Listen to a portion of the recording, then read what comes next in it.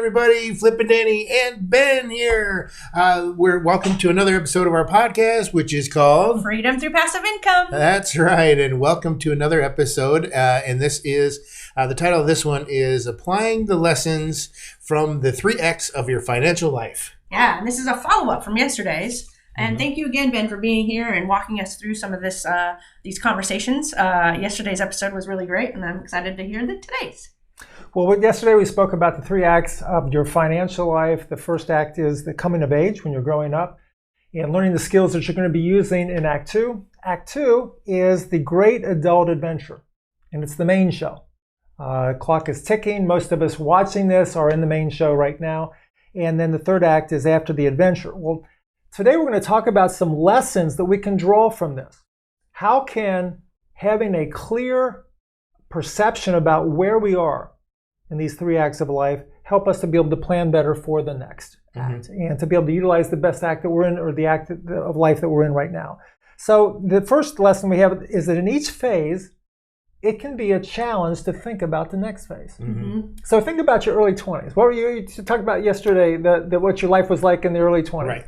Well, it was always, I'm doing this now, and next year I'm going to do the next thing because that's what I'm supposed to do. You know, it's like college. When you're in college, you're doing whatever you're doing these classes, because then the next year you're going to go into those classes and you're going to go into those classes. In fact, I got out of college and I actually started working on at Cedar Point, the amusement park, and I didn't know what to do next. So, I just worked at the amusement park again the next year. And then I didn't know what I was going to do next. So I just worked at the amusement park again that one more year, and I just kept doing that. And then I got led to another school, and so I went back into college because I was in a hamster wheel because I really didn't know what that next thing was, but I knew where I was. I had I had the next step, but I didn't have the next 5 or 10 steps, and I didn't know where I wanted to go. And then that led to working on cruise ships, which that led me down the rabbit hole. Which led to the next step, which led to so I've always went to the next step, but there was a while in my 20s where I didn't know what the next step was, so I just did the same step again. And I think when you're in your 20s, I don't know how it was for you, but for me, I didn't know what I wanted out of life yet. Just gotten out of high school and was a musician in high school, got a full ride to a scholarship to go to college for music, and I really didn't know anything other than music. I was a little band geek. Right. So I just went to school and started learning, different things, not even realizing what I wanted in my 30s, 40s, 50s. I don't even know that my brain was ready to tackle those questions. Yeah, exactly. And my wife and I have conversations with several people in their early 20s, and they will acknowledge, yes, savings is important. Yes, I can see at a time I don't want to pay off the house or put aside savings to live off of. But as an example, in the 20s, a car is a big thing. There's so much identity tied up with the cars. Cars, clothes, and entertainment. Yeah. Entertainment's travel, entertainment's out with your friends, etc. So that's an example of it being tough to think ahead. When you're in your 30s and 40s, you have the family thing going on, you have the work thing going on, life is very busy. It's tough to see beyond I need to pay the bills right now. So paying the bills and keeping up with the bills is a big thing. Yes. When you're in the 50s, then you're starting to have this empty nest. You're starting to see very clearly the end of your work career. You see, okay, I've got 5 or 10 years left. Now you start to think about the third act. So the first takeaway from life, the 3 acts of life, is it's tough to look forward to the next act because the current act is so consuming. Yes. And enjoying it. And to a large degree, that should be. Well, that takes the second lesson, which is a little bit of preparation now, wherever you are in life, can make a big difference later. So with certain investments, and here's the great news, with certain investments, you can do a little bit of work now and time will work for you. Yes. Yeah. And so much of real estate is about that. Yes. Now, with the stock market, it's interesting, again, 2 of the major investment vehicles are the stock market and real estate. With the stock market, it generally goes up over time, just as real estate does.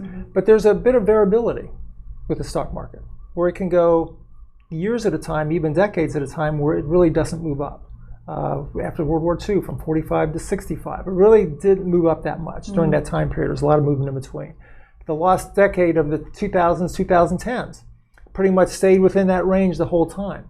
So with real estate, and particularly some of the funds that we offer right now, there's a level of predictability where you can say, okay, I know 2 years from now I'm going to be here. I know 5 years and 10 years I'm going to be from here. So a little bit of prep now, this idea of, especially for those of you that are in your 30s and 40s, you can do a bit of set and forget, where you can put money into the investment, you know it's real estate backed, it'll continue to perform in a very predictable level. And that brings a lot of assurance, I think, to people, rather than just this general idea of, yes, eventually it might get me this average of 10% return for that. Third lesson is that this allows you to be able to, by doing this set and forget, you can save a little bit now, put time into motion for you, and then go ahead and use the rest of your money to live in the active life that you're in now. So in other words, we're not asking you to give up all the pleasures of Act 2 living so that you can have Act 3 a good lifestyle then. But instead we're saying just a little bit now in an investment that will be able to perform for you in a predictable manner can make a big difference later. Yes. Thoughts about that? Yeah. 100%. I think that when I was younger, it's funny, you talked about yesterday on cruise ships how we were reading books and studying and things like that. That was me. I was studying to figure out what am I doing next, because I was still in that musician lifestyle, just trying to figure life out. And I was learning about all the financial vehicles and trying to decide, okay, so how much of my money am I going to put into this, and what is it going to mean to me later? And as a young person, you think that, oh, I don't need to start right now. I've got all the time in the world. Right. And that was my thought process. I got fully and totally educated in it. I invested a little bit, but I didn't stay consistent enough to see it. I would love to now do a kind of a study of, if I would have just stayed consistent, what would have that, grown into? You might not want to look at that. Yeah. But it's something that now, where we are in life, right. You really kind of look back and go, I was on the right path. I just, my youth overcame my brain. And would you say that some of it is not being able to see clearly the end result? Like, for instance, when I was in my late 20s, my brother comes to me and says, listen, you need to open up an IRA account. So I started putting in $2,000 a year. My business was going well. But I didn't see what it would mean for me all the way down the line. It's just like, I'm going to put this in this fund and it's just going to grow. Quote, grow. Well, that doesn't draw, at least for me, that doesn't draw me nearly as much as if I put this $2,000 in, I can see that 20 years from now it's going to grow to $30,000 or $10,000 or whatever the number is. So that, I think that specificness of it the predictability of it really adds the incentive where you can say, hey, I know if I put in money now, this is what it's going to mean later. And that takes us to the next lesson, which is there's still time. No matter what active life you're in, there's still time. Now, this goes back to podcast number 213, in which we talked about how you can take a lazy $100,000 that's not earning very much money, and you can still use this to create a $135,000 income. So if you haven't heard podcast 213, we recommend you go back to that. But here's what it means for you. If you're in your 30s and 40s right now, basically, if you put $100,000 into one of our funds over the next 20 years, that one-time $100,000 investment plus your annual IRA contributions will lead to, over the next 20 years, $135,000 a year of annual income. So for people in their 30s and 40s, that one-time investment means you can retire early. If you're 50 years or older, one of the important things about this lesson is time still can work for you. You can still have a good result, a happy financial ending if you put in. So if you're 50 years old, and let's say you just have $100,000, which happens a lot for 50-year-olds. Yes. That have raised children, they've paid a lot of bills, a lot of college education, and suddenly they're 50. Yeah. They see the end of the line, they're like, oh my gosh, we only have, between us, our IRA accounts, our savings accounts, we only have $100,000. What can that do for us? We're already 50. Maybe the window of savings has passed us by. And it hasn't. Right.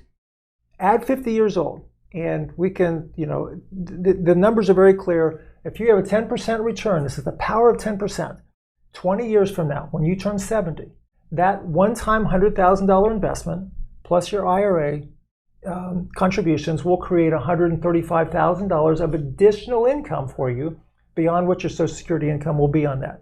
If you're 60 years old You're like, wow, I'm really, I want to finish by 70 and time's close.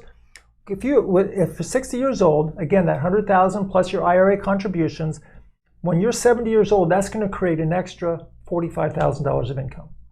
So let's say that a person's Social Security income at 70 is going to be $3,000 a month. That's $36,000. Mm-hmm. At 60, you can start today, this month, start your savings with a debt fund or one of our other funds. 10 years from now, when you turn 70, you're going to create an extra $45,000 a year of income. So $36,000, $3,000 a month for Social Security, plus $45,000 from your income is going to create an $80,000 total income for you.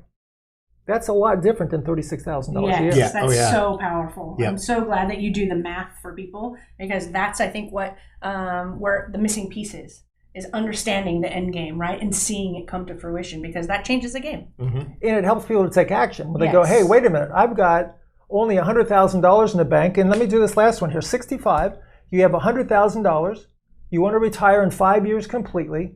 Again, the same example, $3,000 a month Social Security or $36,000 a year. That's your starting point to figure out what passive income is. If you go ahead for just 5 years, $100,000 one-time investment, add your IRA contributions for the next 5 years, that's going to create an extra $24,000 a year of income. Your $36,000 from Social Security plus $24,000, that's going to take you to $60,000. And what I'm saying is this, that 2 or 3, and one of the themes here is an extra $2,000 or $3,000 a month. Mm-hmm. That can make a kind of a anxiety tight-filled and create a lot of extra abundance and an extra cushion when you go there. So the key takeaways here for this is this, for these 2 episodes that we've had. Number 1 is that passive income is a final goal for everybody. It is. Yeah. Yes. Freedom through passive income is the words that we use for this podcast on purpose. And when you're in your earning years, 30s, 40s, and 50s, you've been focused appropriately on income production. Yep. But in the end, when you get to the third act, it's all about your passive income. And so the passive income is going to be the major difference when you retire, whenever that is, whenever you reach the point where you're no longer interested in working or you're no longer able to work. The amount of passive income that you have is going to directly determine the lifestyle that you enjoy. That's right. Yep, I agree. Well, we hope that you enjoyed this episode. I did. Make sure you head on over to our website, freedomcapitalinvestments.com, to join the Investor Club. And then make sure you're checking us out on all the social media channels as well. But we hope you liked this episode, and we end all of our episodes with...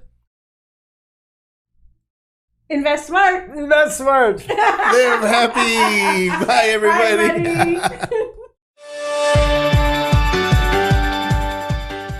Nothing on this show should be considered specific, personal, or professional advice. Please consult an appropriate tax, legal, real estate, financial, or business professional for individualized advice. Opinions and information on the show are not guaranteed. All investment strategies have the potential for profit and loss.